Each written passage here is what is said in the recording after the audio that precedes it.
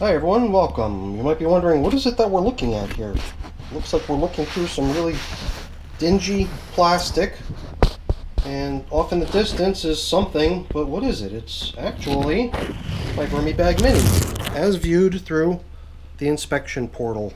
The inspection portal is just like an optional feature of the VermiBag Mini, and you know, my VermiBag Mini has been sitting here lonely with no worms in it for way too long. So today, that situation's going to change.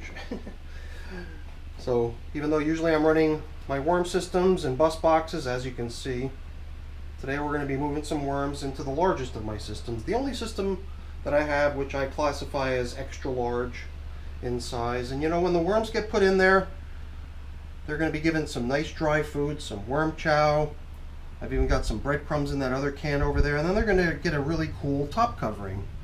Because for a container that size, you need slightly larger top covering, so I've got a pizza box with a really cool design on it for that purpose. But the question is, what worms? And I think some of you that have been listening to some of my hints and my ideas over the past few weeks and months, maybe, you already know what we're going to be using for this system. We're bringing out our yellow breeding buckets with the red wigglers in them. Originally there were 5, but the contents of bucket number 5 were adopted to a friend of mine, so what remains are 4 buckets with red wigglers living in them.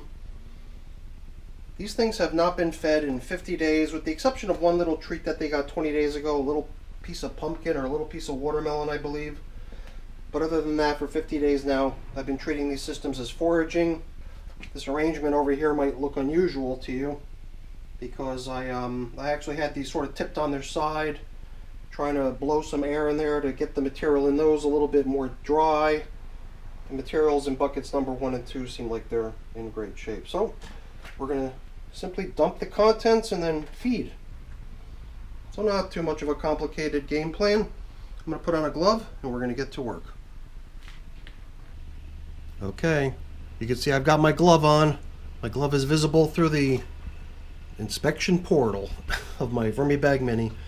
So one thing I did really quick was fashion our cover, and I don't know how much it's going to fill up of the container, but if we get up anywhere near this stitched seam that runs around right beneath the inspection portal, then this should just rest right on top of the material.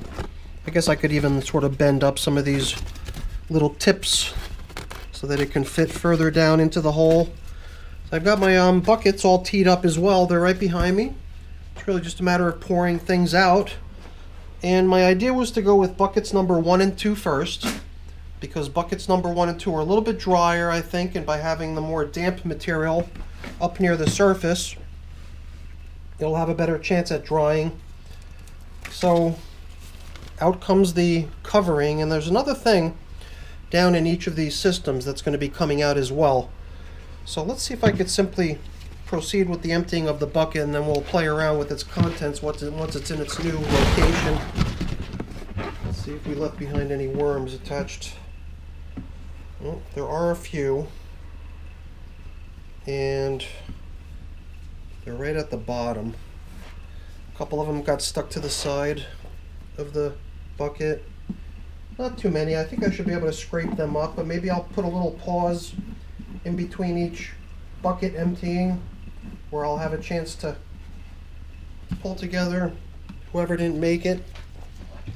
But for now, we're just going to set the yellow bucket aside. As you can see, the material in these buckets is in really great shape. And the one thing that I thought I'd pull out, I mean, there is still some stuff floating around in these buckets, some little bits of leaves, little bits of leftover bedding, perhaps a stick or something, but by being down here in the VermiBag and pretty much at that kind of 95% entirely composted stage now, this material will very neatly transform into the finished product we all know and love soon, I believe. So let's see, this was what I was referring to earlier. I didn't really intend to truly remove these things. What my idea was to actually pull them out as we empty the buckets, put them off on the side briefly, and then kind of keep them all together near the surface so that they can be part of our feedings and check-ins. And then it would be ideal if we just didn't disturb the material down low within the VermiBag. Just leave it be, let it break down over time. It'll probably get a little bit dry too down near the bottom, because the bag does have a little bit of a tendency to, you know, aerate. That is one of the advantages of these bags, is that they do allow for a little bit of airflow to pass through, so keeps the material down within the bin nice and healthy, but it still manages to keep the better part of all the moisture of the system in. Although I have heard of people kind of wrapping their VermiBag Minis or similar VermiBags, VermiBag Little Mammoths. You know, there's different approaches to trying to protect these systems from losing their moisture, perhaps wrapping the outside of it in plastic. So let me go get bucket number 2, and I'll get something we could place these stems into. But you know what, before we cover up the contents that we just removed out of bucket number 1, let's take one last look, because I am going to be asking everyone for their input as far as how many worms occupy this VermiBag now that we've moved all the contents of the yellow breeder buckets over into here. And at the end, that's the number we're going to end up using as the estimated population size of this container. So please, even though it was kind of difficult to see what's going on here based on what you saw, put that number down in your mind, or jot it down on a piece of paper. So we're going to try to refer to that at the end, because I'm going to be looking for everyone's input as far as how many worms have been placed in here today.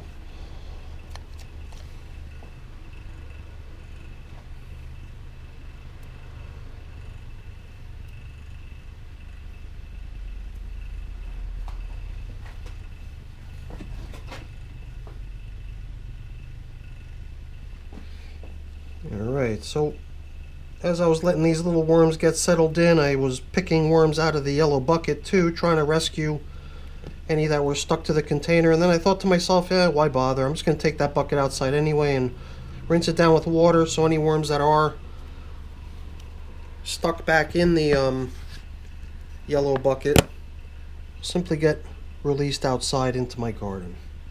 So that'll be their little bonus. So not all the stems in all the systems are this large. Only this system was, you know, given this very large stem. All the other ones are somewhat smaller. So there should be enough room in this white container to fit all the stems that come out of these systems. So, yeah, here we are with, where is it? Bucket number 2. I'm not sure if it could be read off the screen, but bucket number 2 also has a plastic covering over the material. Actually, up until just yesterday, all 4 of them had some sort of a plastic covering over the material in the bucket, and it was only yesterday that I noticed just how damp things were in buckets number 3 and 4. And that's when I set them up with that aeration arrangement, with the material sort of leaned over on its side. The whole idea for that was to maximize the surface area, because I did position those out in front of my fan overnight in the hopes that maybe the material in those would dry just a little bit. So down in the bucket here too, I'm going to give this bucket the same treatment as bucket number 1, which is rinsing it outside. Any worms that are left behind in the bucket are going to simply be cast free. But here again, before we come in with any more, we're going to just try to take a quick look at how many worms are being released into here now in this second batch. You know, theoretically, each of these buckets being managed and everything exactly the same over their 6 months in service should theoretically be very similar. However, I'm wondering if buckets number 3 and 4, because of the increased moisture content that I observed in there yesterday, might be a little bit ahead as far as the worm count, simply because of the fact that I think more moist conditions lend themselves to a greater amount of reproduction. Oh, but let's not forget, we've got to fish out something, right? Here again, we've got a somewhat smaller pumpkin stem. I believe they just keep getting smaller and smaller as we approach the end of the line. So one more time, let's just level off, make sure there's no other large items to pull out. I wonder if a stick like this, a stick like that, I believe, maybe we'll move it towards the top of the surface instead of being down in what's thought to be nearly completely broken down material. I guess one of the main reasons I thought doing it this way was because I observed so many people harvesting their flow-through systems and pulling out material at the end that just seems like it still needs to go through one more time. So I thought, let's see if we can prime the system with a whole bunch of almost complete vermicompost, and then whatever comes out the bottom at some point in the future will very likely be, you know, pure castings ready for use as is.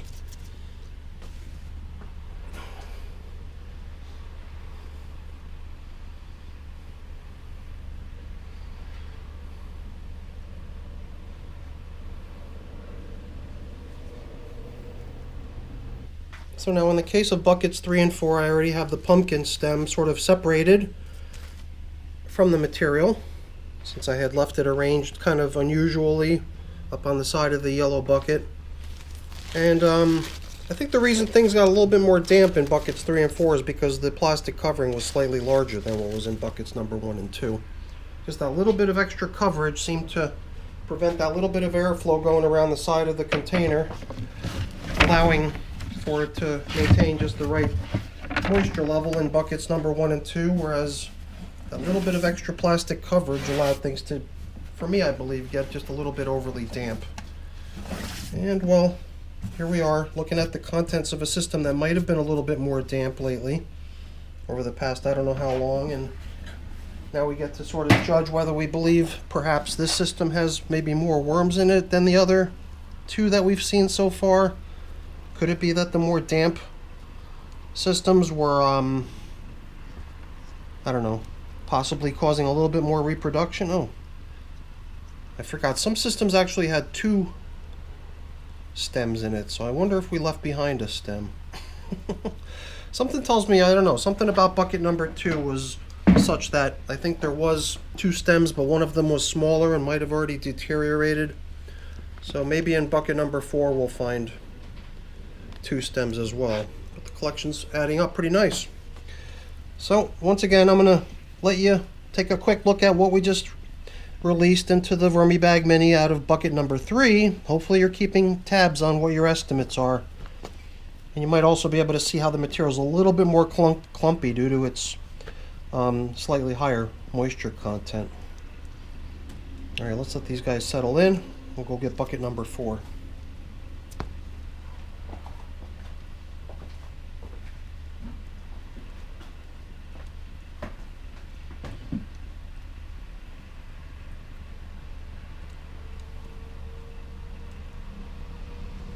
Okay, all that remains is bucket number 4.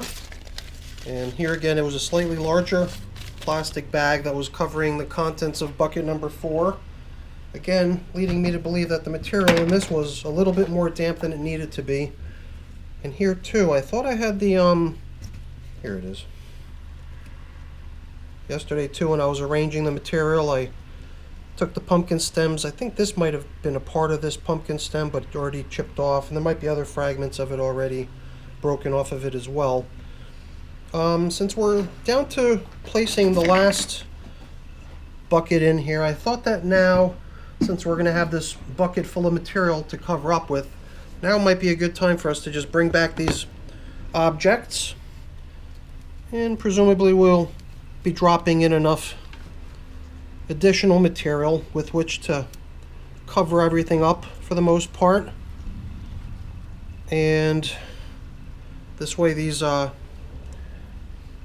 pumpkin stems will remain with these worms going forward. And I'm sure at some point soon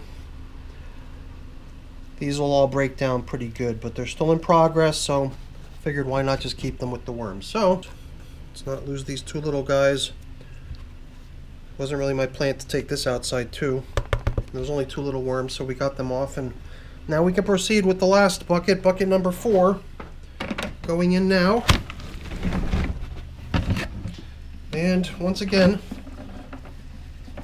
for the last time today on this video, I'm going to be asking you to take a close look at the material as as I'm kind of stirring it around so we can get a better look at the worms inhabiting this stuff. I mean, it does seem like some of these worms have really kind of come together into one big ball.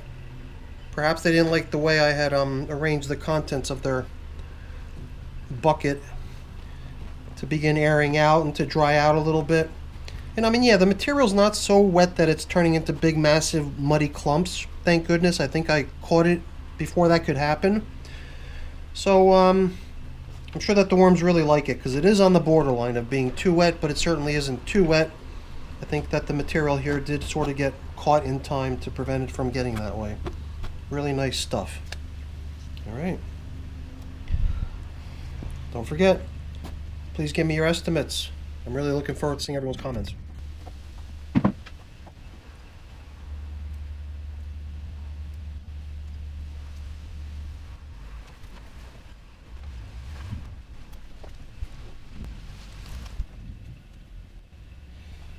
Okay, and finally, as promised, my worm chow, plus something that looks kind of similar, some breadcrumbs, unseasoned. This is going to become their feeding here. And, you know, it does look like maybe there was another chunk of pumpkin stem fragmented that's floating around within the material over here. You know, I really am surprised. Look at that. We came right up to the inspection window over here. We came well beyond that seam. I didn't really know how much to expect as far as, you know, how much material would end up going in here. I had sort of a rough idea of how much material I was getting out of these 4 buckets. I was thinking that maybe about 1.5 gallons was what I had coming out of each bucket, roughly speaking. And I figured that this thing had plenty of room for those 6 gallons down lower, but I guess it's not quite as large as I thought it was. But either way, this is pretty nice. I don't even remember when I ran this system previously, the first time. This is only the second time I'm running it, but the first time I ran it with European night crawlers, and I don't even know if I exceeded the level of the observation window's bottom edge. I think I might have actually harvested that system prior to even reaching that level. So we definitely got a nice container full of some really nice castings in here. Oh yeah, let's not forget to give them some of my worm chow too. Stuff's a little bit finer. This is stuff like seed, bird seed, and whatever else I have around, nuts. It's just a nice little combination of different stuff that the worms seem to like.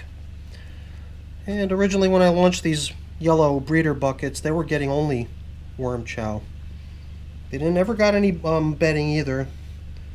They were only fed worm chow over and over again, and it was at some point, maybe a couple months ago, I believe I did actually load up the systems with a whole bunch of bedding because it seemed like the worms could really use it.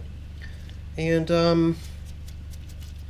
they made it almost all into pure castings at this point. So here's our fancy little cover for this. I thought it would be sitting down lower, so I thought it didn't have to be so large. I tailored it to be down lower in the container. If I had been able to tell that I was going to come up this high, I would have left more of the material on there and created a larger cover. But you know, it's that time of the year right now, summertime, when due to the humidity, things don't seem to dry out too much. So even though things will probably dry pretty good around the edges of this cardboard, I believe that the material underneath will stay pretty cozy and the worms will probably just come right up for all that nice yummy breadcrumbs and worm chow. I don't know if you heard that. That was thunder. I just closed the window because suddenly we're in the middle of a thunderstorm from one minute to the next. So that's summer for you. That's the end of the video. We've now launched the VermiBag Mini, put it back into service after a couple years of not being in service. We put the yellow buckets out of service after almost 364, 182 days, exactly 26 weeks, half a year of those yellow buckets. They were fun, and hopefully we'll have just as much fun with these worms over here in the VermiBag Mini. So please, as I mentioned earlier, don't forget to give me your estimates. I'm looking forward to see everyone's comment, and Really quick before I go, let me just say thank you. Thank you so much for watching. Hopefully you enjoyed the video. If you did, as always, please don't forget to leave me a quick thumbs up before you go. That's always really appreciated. And if you haven't done so already, please also consider subscribing to the channel. That's very much appreciated as well. All right, everyone, thanks for watching. Take care.